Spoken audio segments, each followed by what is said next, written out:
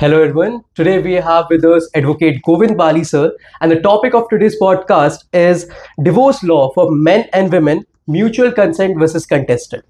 Hello, sir. Hi. Sir, my first question for you is: so, what is the difference between mutual consent divorce under Section 13B and contested divorce under Section 13 of the Hindu Marriage Act 1955? See, basically जो words हैं वही difference बता रहे हैं।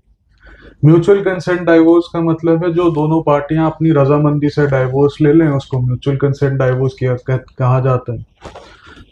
On the other hand contested divorce वो divorce है जिसमें आप लड़ रहे हैं या लिटिगेट कर रहे हैं अपना डाइवोर्स फाइनलाइज कराने के लिए, in which you have to prove whether there has been some issue that your marriage can not work out and why you should be granted a divorce.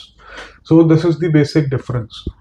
When we talk about mutual consent divorce mature लोग अपने आप कर लेते हैं कि भाई हमें court कचहरी के ज़्यादा चक्कर नहीं काटने, हमारी शादी नहीं चलने वाली, we have decided not to live together, so we want to go for a divorce. Contested divorce happens when the one of the party says no, marriage is working out, but the other party says no, it is not working out. My life has gone astray and I cannot stay with you. And situations उसके अंदर बहुत सारी आ सकती हैं. Adultery could be a ground for divorce. Then impotency could be a ground for divorce. Insanity could be a ground for divorce. कुछ डाइवोर्सेस के अंदर तो ना नहाने के कारण भी डाइवोर्स मिला है बिकॉज हाइजीनिक कंडीशंस लोगों की अच्छी नहीं थी. तो बेसिकली कंटेस्टेड डाइवोर्स और म्यूचुअल कंसेंट डाइवोर्स में यही डिफरेंस है कि एक के अंदर आप दोनों रजामंदी से तलाक ले रहे हैं और एक के अंदर आप बिना रजामंदी के तलाक ले रहे हैं.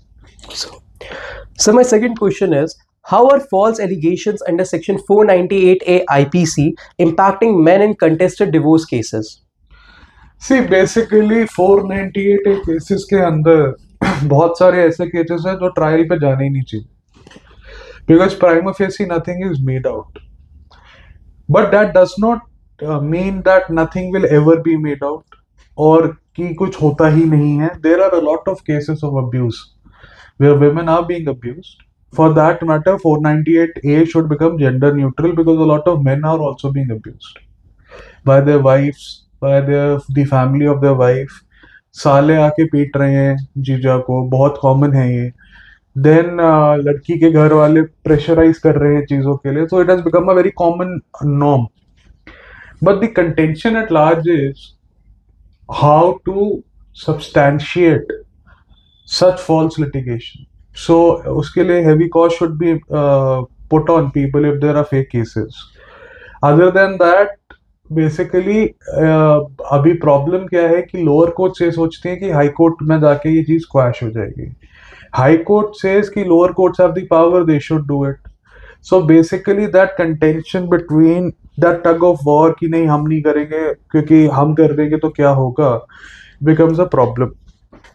But now there are a lot of reforms coming up with the new laws coming in because बहुत सारे ऐसे भी कानून आ गए हैं जो आगे बढ़ रहे हैं जिससे जो लड़के हैं उनको भी सेफगार्ड मिल रहा है. So my next question is, how is child custody typically handled in mutual versus contested divorces? Is the mother always preferred? See, basically ये क्वेश्चन मैं कई बार आंसर कर चुका हूँ, कई बार मेरे से लोग पूछते हैं. Mother is always preferred? No. Welfare of the child is preferred always. Basically, जहां पे भी welfare of the child better रहेगा, courts आप child custody वहीं पे transfer करेंगे. For example, if the court feels that the child is going to be better with the parents, grandparents, mother, father, चाचा, मामा, जो भी, whatever, whoever are the parties to the matter, उसके अंदर Paramount consideration ये है कि बच्चे का वेलफेयर ज्यादा कहाँ पे है, बच्चा कहाँ पे बेटर रह पाएगा, उसको फैसिलिटीज कहाँ बेटर मिल रही हैं, उसकी अपब्रिंगिंग बेटर कहाँ हो पाएगी, वो फाइनेंशियली कहाँ पर बेटर चलेगा, उसको जितना भी चीजें लाइफ में आगे बढ़ने के लिए चाहिए, where is he gonna get them in a better way. So that is what decides the custody.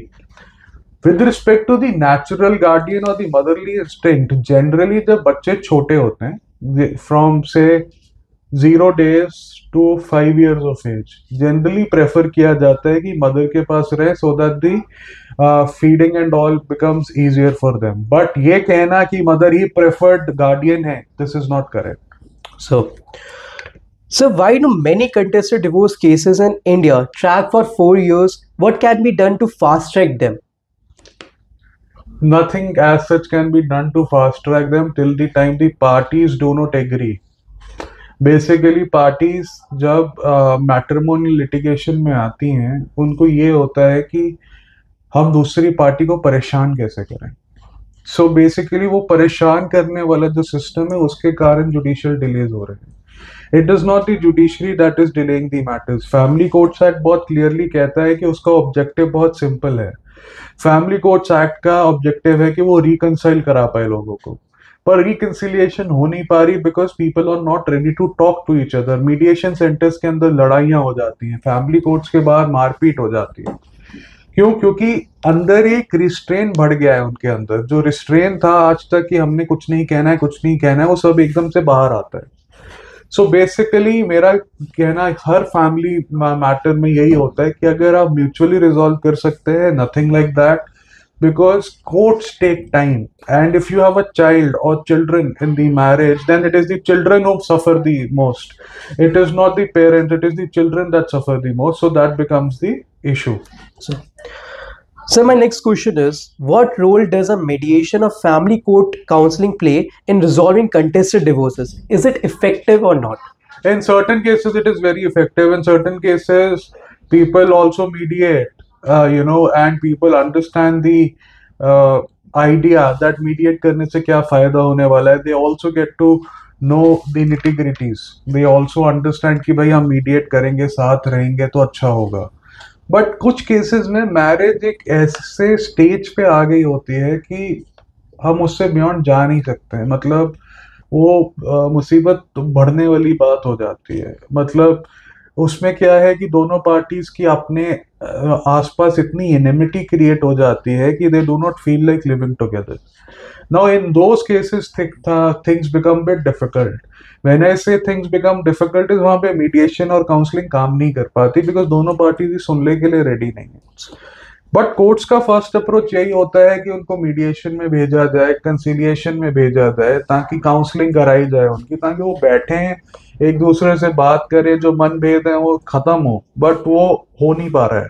क्यों? क्योंकि उनके बीच में पहले ही इतनी रिजेंटमेंट एक दूसरे के लिए बन गई है कि उसको अब चॉक आउट करना और सोल्यूशन लाना बहुत डिफिकल्ट हो जाता है बिकॉज दोनों पार्टीज को ये लगता है कि इसमें तो इसका फायदा है, इसमें इसका फायदा है।